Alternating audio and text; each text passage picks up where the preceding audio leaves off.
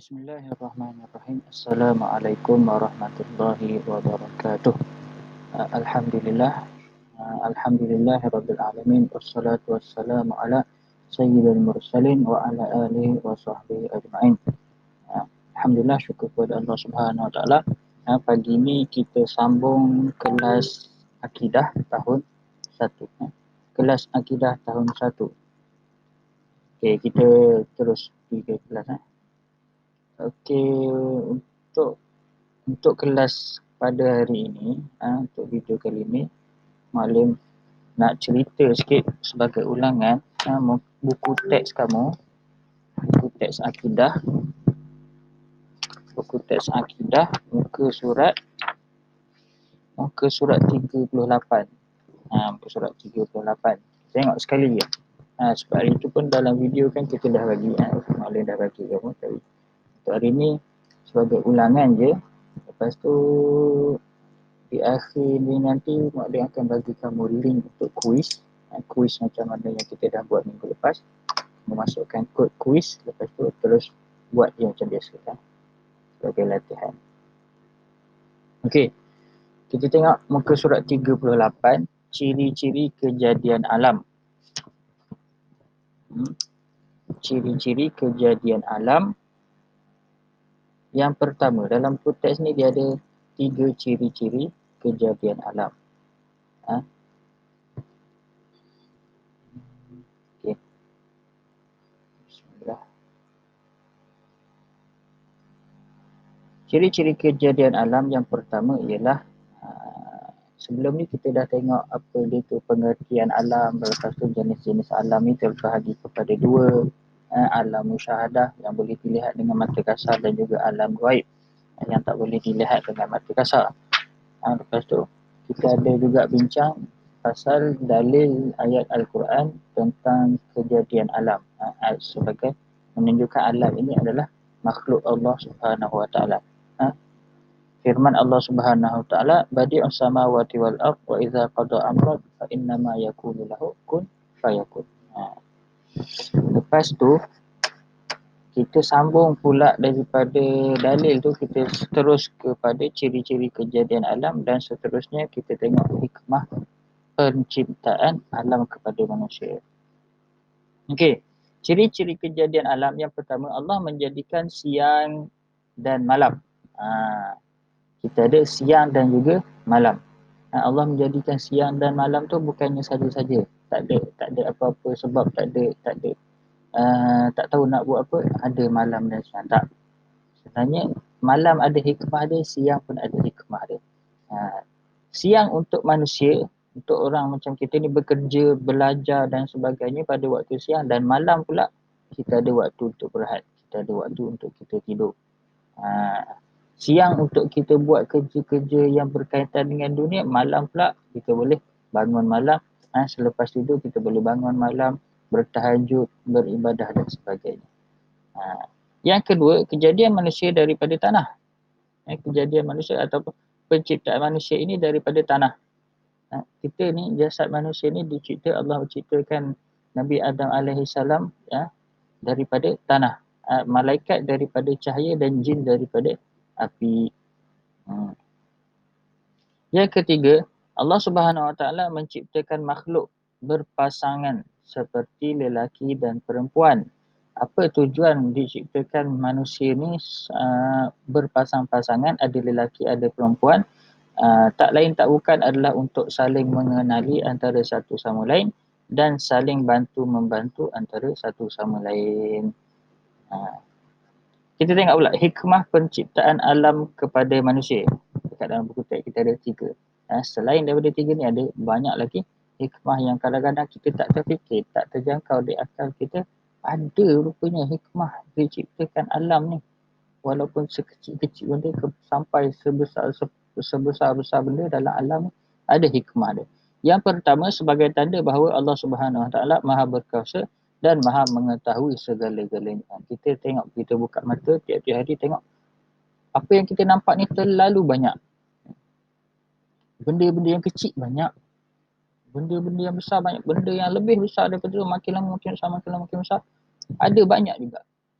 Sampai kepada bulan dan bintang, matahari, planet dan sebagainya. Besar dia punya makhluk Allah Subhanahu Wa Taala ni. Dan daripada sekecil-kecil benda, daripada sedalam-dalam benda yang berada di dasar lautan sampailah ke setinggi-tinggi makhluk Allah yang di atas angkasa, semuanya teratur, tersusun dan bersistematik. Semuanya tak berterabur, berterabur lah, cantik tersusun susunan itu. Dan benda itu kita menyedarkan kita bahawa pentadbir alam ini Allah Subhanahu Wa Taala sangat berkuasa dan maha hebat. Yang kedua, manusia boleh mengambil manfaat daripadanya seperti air hujan, makhluk alam. Seperti air hujan, kita boleh ambil manfaat. Selain daripada air hujan, air laut, air sungai dan sebagainya. Kalau air, selain daripada air, ada banyak lagi. Banyak, kamu namakan apa semua benda tu, kita ada manfaat yang kita gunakan untuk kemudahan diri kita sendiri. Apa ada kucing. Yang ketiga, memberi kebebasan kepada manusia melakukan apa sahaja berdasarkan syariat Allah Subhanahu Wa Taala. Alam ini diberi peluang oleh Allah kepada kita semua untuk kita bebas menggunakan apa yang ada di alam ini untuk memudahkan kita untuk melakukan selain daripada ibadah, dan kita banyak pilihan untuk kita lakukan untuk kerja-kerja seharian yang kita lakukan. Dan yang paling penting mestilah bersesuaian dengan syariat Allah Subhanahu Wa Taala. Penghayatan muka surat 40 41. Jadi apa penghayatan, apa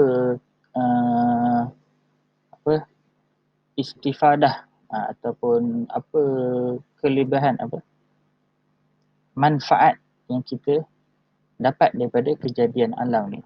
Penghayatan. Kejadian alam ini adalah bukti Allah Subhanahu Wa Taala Maha Berkuasa. Kejadian manusia telah dinyatakan dalam Al-Quran dan tidak bercanggah dengan sains. Maksudnya makhluk ataupun kita semua ni, apa yang telah dicerita di dalam Al-Quran dan telah dikaji oleh para saintis tidak bercanggahan.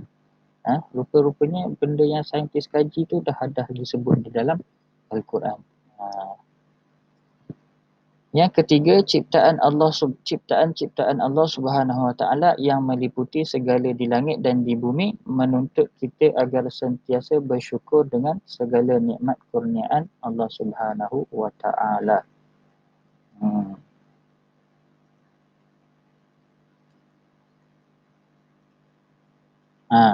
Sebenarnya segala kita tahu alam ini adalah makhluk Allah, ciptaan Allah Subhanahu Wa Taala, dan apa semua yang makhluk ataupun ciptaan Allah Subhanahu Wa Taala dari atas muka bumi, dari dasar lautan sampailah setinggi-tinggi langit ni, semuanya mengajarkan kita, menyedarkan kita, memberi kesedaran, memberi satu bentuk keinsafan kepada kita semua agar sentiasa bersyukur kepada Allah Subhanahu Wa Taala. Sebab terlalu banyak nikmat yang Allah kurniakan kepada kita semua, cukup hanya dengan berada di atas muka bumi Allah Subhanahu Wa Taala. Okey. Lepas tu kita ada muka surat 42, sebelah dia kita ada uji minda. Jawab soalan-soalan berikut. Soalan pertama, apakah yang dimaksudkan dengan alam? Apakah yang dimaksudkan dengan alam? Dari segi bahasa, alam bermaksud petunjuk. Dari segi istilah pula bermaksud makhluk Allah yang diciptakan, yang berada di antara apa yang berada di antara langit dan juga bumi. Okey, alam terbahagi kepada dua bahagian. Nyatakan satu persatu. Yang pertama, siapa ingat? Alam terbahagi kepada dua bahagian. Yang pertama, alam musyahadah.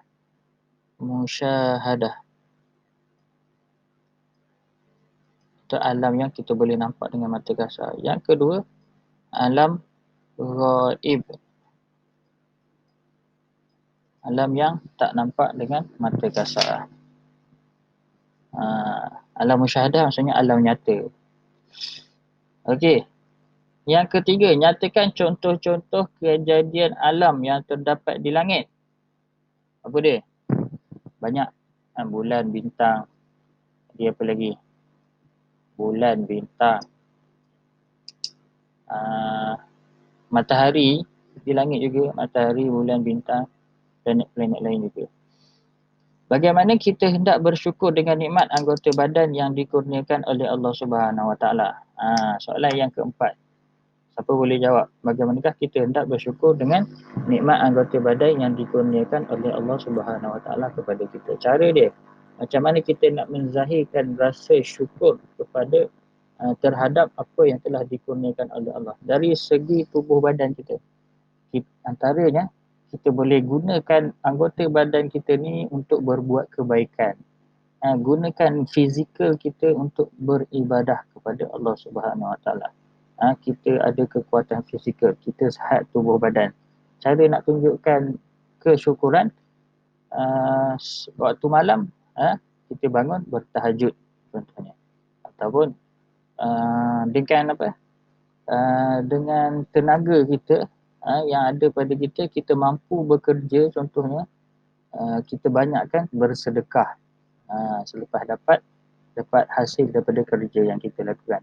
Kalau kamu pula kamu mampu untuk datang ke sekolah contohnya, mampu untuk tonton video YouTube, belajar kelas akidah, zahirkan rasa kesyukuran tu dengan teruskan lagi belajar contohnya, ataupun banyakkan rajinkan mengulang kaji pelajaran.